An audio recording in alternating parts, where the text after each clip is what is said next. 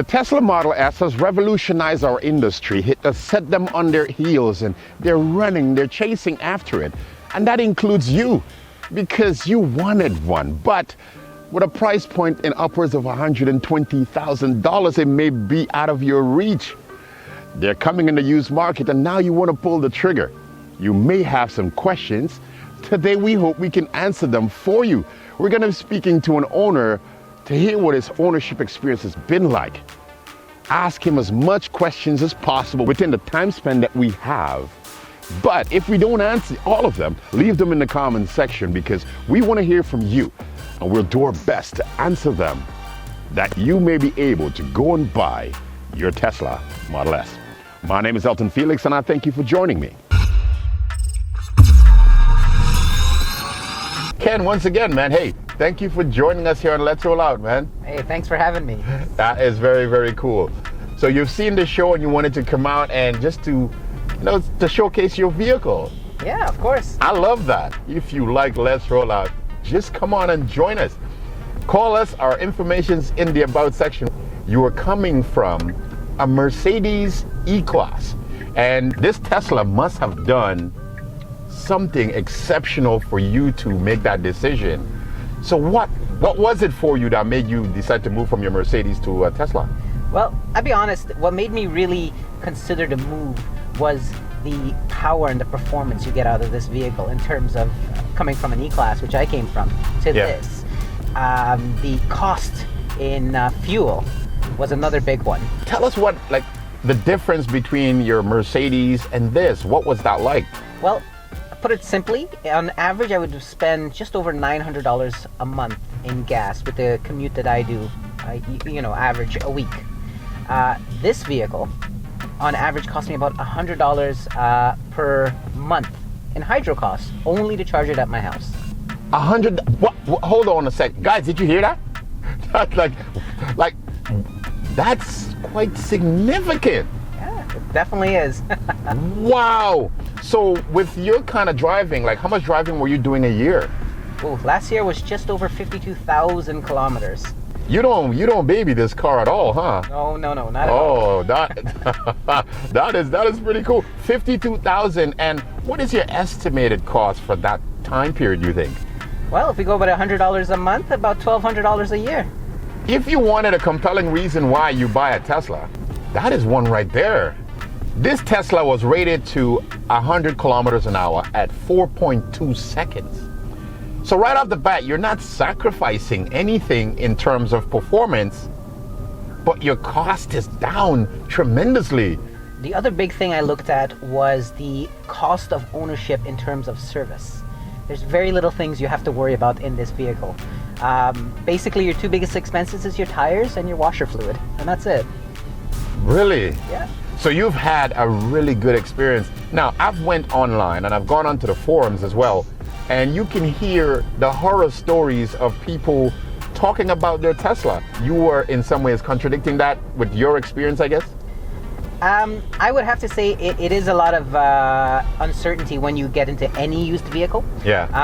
I would definitely recommend, if you're looking into a used vehicle period, to make sure you have some warranty on it, and get out as much previous driver information as you possibly can. Whether this was driven really hard, like if you're buying a used police vehicle, or if it was a Sunday driver's car. That can tell a lot about what type of abuse the vehicle has and show a lot of the problems you could potentially face in the future. Now, where would you get information like that? Dealerships are required to give you a lot of this information now when you ask, so you can get a lot of that, and they're not upfront about it. You need to ask. I've known where they had steering issues and things like that in the past. Has this vehicle had that? Oh yes, so that was a recall for certain Model S's in a certain range. I got up one morning, I got in the car, and the power steering locked. It wouldn't work. Okay. A flatbed came to my house, picked up the car, picked me up, took me to the service center in Toronto. They gave me a loaner out of no out-of-pocket costs. Did you had any other issues with this Tesla? The most common issue that most Tesla owners, especially Model S owners, run into is their door handles. But it's not a cheap fix. How much? Once you're out of warranty, it can cost well over $1,000 to fix one door handle. Well, that's a key piece of information to know. Yeah. Now, have you replaced that on this vehicle? I've replaced a couple of them already, but it's all been warranted for me. So I haven't done anything out of pocket yet on this vehicle. Tesla has made its name and it's done a really, really good job, I must say. And the vehicles have been impressing the world and put them on notice, because look at lately, we've just got the Porsche Taycan that just came out to challenge the Tesla. To me, it is severely overpriced, but it's still something else that is now seeing how well Tesla's doing, and they want to join that. This vehicle is fast at 4.2 seconds, like we said before, and for us, we always want to have some fun too as well. So we come to the back roads right now, and we're gonna see what the drive is like on these twisties.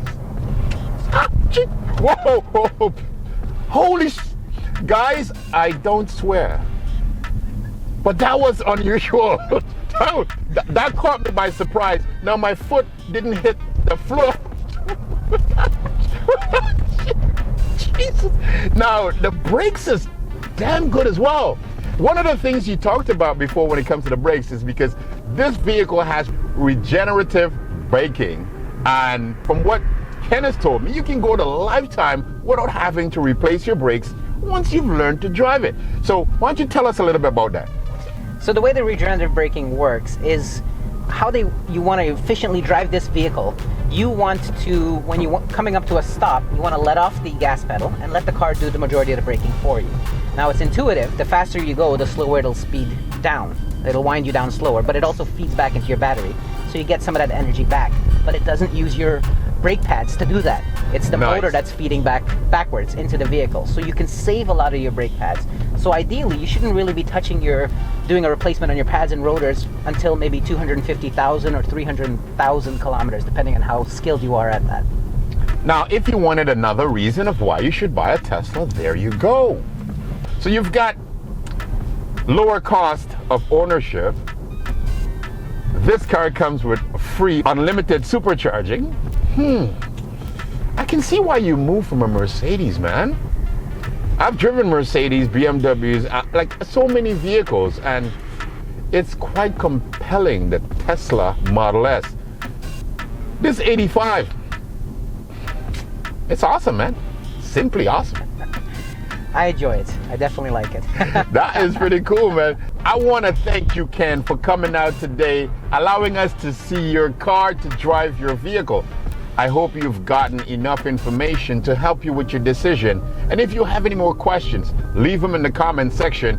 I myself respond to everyone.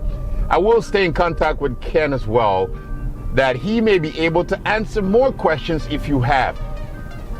Thank you for your time, and if you've enjoyed the show, do remember to give us a thumbs up and subscribe to our channel. We bring you a new show almost on a weekly basis. My name is Elton Felix, and this is Ken.